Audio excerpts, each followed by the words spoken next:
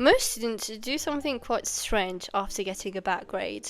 So they look at the score, feel quite disappointed, maybe glance at a few mistakes, and then they do everything they can to never look at that paper ever again. It's almost like the exam becomes a crime scene they want to leave behind forever. But what if I told you that the very thing most students avoid is actually the thing that could help them improve the fastest? Because your bad grades are not a verdict. They are a precious database. They are full of information about what you don't know yet, what conditions hurt your performance, and what habits are costing you marks. And if you learn how to extract that information, a bad grade can become one of the most useful learning tools you possess. Now, before we begin, I want to address something I've noticed of importance.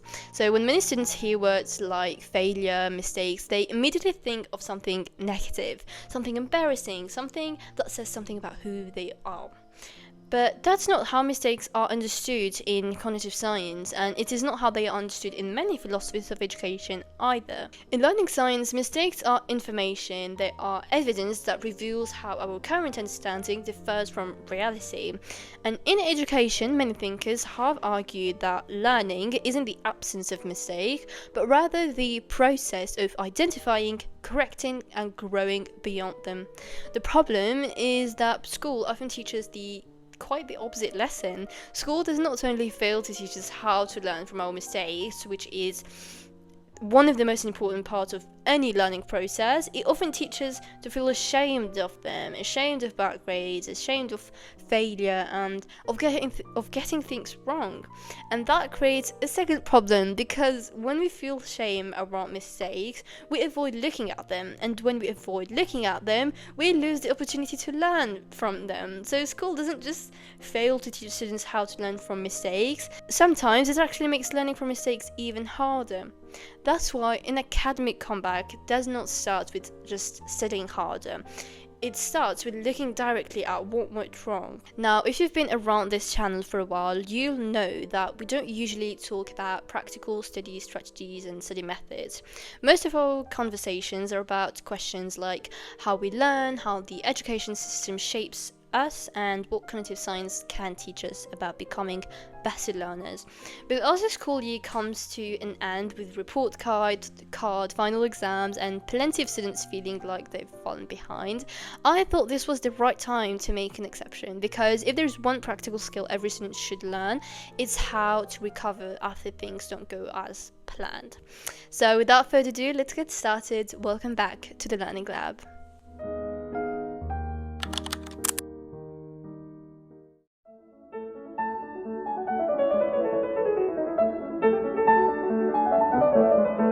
Imagine a doctor trying to treat a patient without first diagnosing the illness. No tests, no examination, no investigation, just treatment. Wouldn't it sound quite ridiculous? Yet that's exactly what many students do after a bad grade. They immediately jump to solutions like I'll study more, I'll work harder, and I'll do more exercises. But they haven't actually figured out why they performed poorly in the first place. So diagnosis comes before treatment, always. Logic, right? A comeback then begins with understanding, not effort. Because if you think about it, a student with anxiety doesn't need more content review, and a student with weak understanding doesn't need breathing exercises, and a student who misreads questions does not need more memorization. And this is where I want you to perform what I like to call an academic autopsy. An autopsy doesn't exist to assign blame, that would make lots of sense. It exists to uncover causes. Your goal here is not to judge yourself, but to investigate, to become a detective rather than a defendant. Every mistake on your exam belongs to one of three categories: skill-related factors, circumstance-related factors, or behavior-related factors. Let's look at each one. So first category is skill-related factors. These are the most obvious causes. You simply didn't yet have the knowledge or skills the exam required. Maybe you misunderstood a concept, maybe you forgot information, or didn't practice enough, or maybe there is an entire topic that keeps appearing in your mistakes. Here's what I want you to do.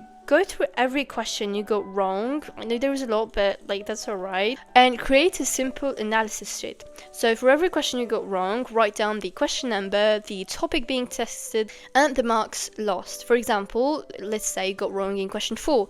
The topic was integration by part, and you lost 6 marks. And let's say you got wrong at question 7 as well, and the topic tested was trigonometrics identities, and you lost 2 marks for it. And as you continue, patterns begin to emerge, and suddenly, instead of saying I'm bad at math, you can say I lost 17 marks in calculus and only 3 in algebra. Notice the difference? The first statement attacks your identity, the second identifies a problem. One makes you feel helpless, the other gives you a target. And once you have a target, improvement becomes possible. But knowledge gaps aren't the only reason students lose marks. Sometimes you actually know the material. That leads us to the second category, circumstance-related factors. Sometimes the problem isn't what you knew, it is the conditions under which you had to perform. Maybe you were anxious, maybe you slept poorly, or ran out of time, or maybe you couldn't concentrate. These are not knowledge problems, they are performance problems. Imagine an athlete who trained perfectly but arrived at the competition exhausted. The issue isn't lack of ability, it's that the condition prevented them from demonstrating that ability. The same thing happens academically. You can know the material and still underperform. That's why it is important to separate what you knew from how well you were able to show what you knew. But even when you know the material and the circumstances are fine, there is still one last category of mistakes, behavior-related factors, and this third category is often overlooked. So these are mistakes caused by the way you approach the exam in the first place. Maybe you misread a question, maybe you skipped an instruction, or rushed or forgot to explain your reasoning. Maybe you made careless errors. Individually, these mistakes often seem small, but together they can become surprisingly expensive. Think of a leaking bucket. Each hole looks insignificant, but enough holes and the bucket never fills. The same thing happens with marks. Small mistakes accumulate, and identifying them can lead to some of the quickest improvements.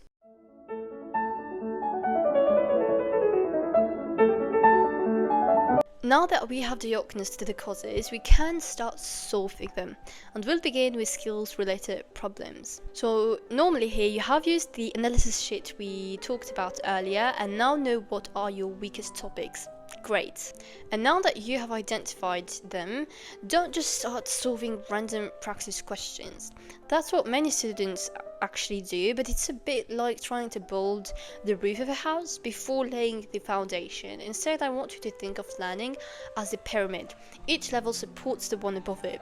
So start revisiting your weakest topics, beginning with the ones that cost you the most marks, and working your way down, using what I like to call the topic mastery pyramid. So here's how it is structured. So the first level is understanding. Understanding always comes first. Before you try to memorize anything, make sure you truly understand it. And by understanding, I do not mean a surface level understanding where you can follow the explanation while reading your notes. I mean understanding the idea from its roots, because this is the foundation, remember, of the pyramid. If the foundation is weak, everything you will build on top of it will eventually become unstable. So use whatever helps you to construct a clear mental model of the concept. Textbooks, teachers, educational video, AI, interactive simulations. But don't stop there. One of the most consistent findings in cognitive science is that we learn more effectively when we connect new information to knowledge we already have. So don't just ask, what does this concept mean? Also ask yourself, what does this remind me of? Or how does this connect to something I already understand? The more meaningful connections you create, the easier that knowledge becomes to understand, remember, and use later. Because deep understanding isn't about collecting isolated facts, it is about building a network of ideas that support one another. That leads us to the second level, memorizing. Once you understand the concept, the next step is making it retrievable, because knowledge that only exists while you are looking at your textbook isn't very useful, right, during an exam. You need to be able to pull that information out of your memory when you need it. This is where two of the most well-supported principles in cognitive science comes in, which are active recall and spaced repetition. Active recall simply means trying to retrieve information from your memory instead of repeatedly rereading it. And spaced repetition simply means reviewing that information over increasingly longer intervals of time just before you're likely to forget it. Together, these two principles make remembering information far more effective than passively reading your notes over and over again. And one of the best tools I found for combining both is called Anki. If you've never heard of it before, Anki is a flashcard app that automatically schedules reviews based on how well you remember each card. It's honestly one of my favorite learning tools, but the thing is that there is also a mistake that many beginners make, and it can dramatically reduce how effective the app is, and it is that they overload their flashcards. If you take away one piece of advice about using Anki, let it be this: one card should teach one idea, not an entire paragraph from your textbook. When a flashcard contains too much information, you are no longer testing one memory, you are testing several at the same time. That makes retrieval harder, feedback less precise, and reviewing much less efficient. If you're completely new to Anki though, I've also linked a beginner's guide in the description box below that explains the basics and helps you avoid the most common mistakes. Understanding tells you what something means, memory makes sure you can access it when you need it. And with this being said, let's move on to the third level: practice. Now it is time to apply the knowledge, but here is a mistake many students make. They measure progress by quantity, the number of questions completed, the number of pages filled, and the number of hours studied. But 10 carefully analyzed questions can teach you more than 100 mindlessly completed ones. Practice is not about being busy, it's about improving, even when it's not exactly impressive number-wise. And this leads us to the last but certainly not least level of our pyramid: learning from your mistakes. This is the top of the pyramid and arguably the most important level. After every mistake, ask yourself, why did I make this mistake? What misunderstanding led me here? And what can I do differently next time?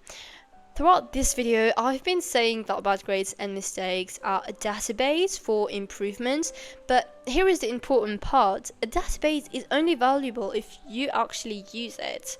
Simply making mistakes does not make you better. Analyzing them, though, does. Learning doesn't happen because you got the question wrong. Learning happens because you understand why you got it wrong. Because the students who improve aren't necessarily the ones who make the fewest mistakes, they are the ones who learn the most from the mistakes they do make.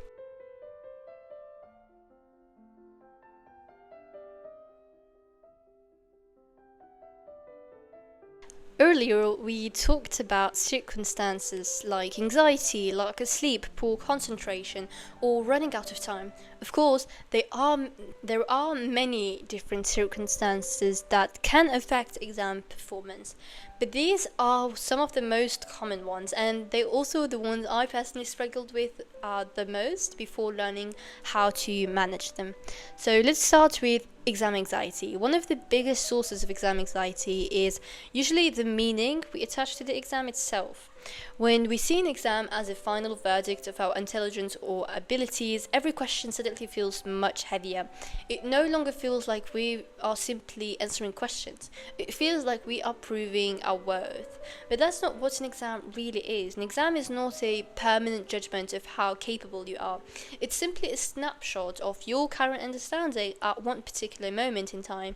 And that's an important distinction because your understanding can change, your skills can improve, and your next exam can look completely different. Simply reframing the exam this way won't make the anxiety disappear overnight, but it can remove some of the unnecessary pressure we usually place on ourselves before we even begin the exam. From there, the next step is helping your brain become familiar with the situation you are afraid of. Practice under realistic exam conditions. Set a timer, work in silence, remove the distractions. Make practice resemble performance. The brain adapts remarkably well to the environment in which it trains, so the more familiar the testing situation becomes, the less threatening it tends to feel. But now, if time management is the issue, don't just try to work faster. Instead, learn to allocate your time according to the value of each question.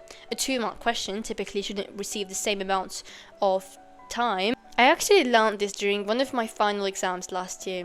So it was my French exam, and I started with the essay, as I usually do because it's the most mentally demanding part of the paper. But by the time I finished it, I realized I wasn't going to have enough time to answer every question in the text analysis section. So I had a choice, and I could try to answer every remaining question halfway, or I could prioritize the ones worth the most marks, and I chose the second option. I rushed to the highest value questions first, knowing that I probably wouldn't have time to answer the rest of the question. In the end, I left almost half of the questions unanswered, and yet French ended up being one of my highest grades on those final exams. Why? Because exams don't reward the number of questions you answer. They reward the number of marks you earn. Sometimes good time management isn't about squeezing everything in. It is about making thoughtful decisions about what matters most when time runs short. And finally, if low energy is the problem, remember that learning is a biological process, and sleep isn't a reward after studying, it is part of studying. Research consistently shows that sleep plays a critical role in memory, attention, and learning. Sometimes the most productive study decision is to actually go to bed. So the last category wasn't about what you knew or even the circumstances you were in. It was about the small habits and decisions you made while taking the exam itself.